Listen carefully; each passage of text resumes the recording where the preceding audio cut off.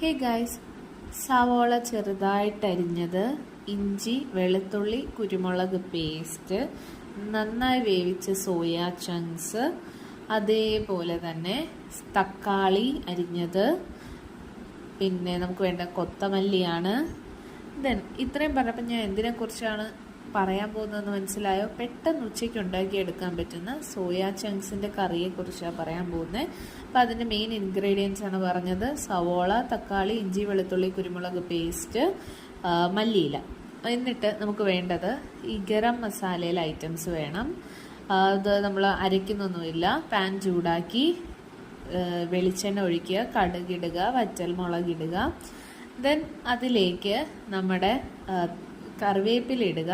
Then masala ഇടുക, ഇഞ്ചി, വെളുത്തുള്ളി, കുരുമുളക് പേസ്റ്റ് ഇടുക. ദെൻ നമ്മുടെ സവോളയും തക്കാളിയും ഇട്ടൊന്ന് വയറ്റുക. ദെൻ അതിലേക്ക് അല്പം വെള്ളം ആഡ് ചെയ്ത് 1 ഗ്ലാസ് വെള്ളം ആഡ് ചെയ്യുക. ദെൻ അത് തിളച്ച് വരുമ്പോഴത്തേക്കും മല്ലിപ്പൊടി, അതുപോലെ മുളക് പൊടി, മഞ്ഞൾപ്പൊടി ഇതെല്ലാം ഇട്ടൊന്ന് വഴറ്റുക. അതിലേക്ക് സോയാബീനും കൂടെ ആഡ് ചെയ്തിട്ട് നന്നായിട്ട് ഇളക്കുക. അതിലേക്ക് അല്പം വെളിച്ചെണ്ണ ചേർക്കുക.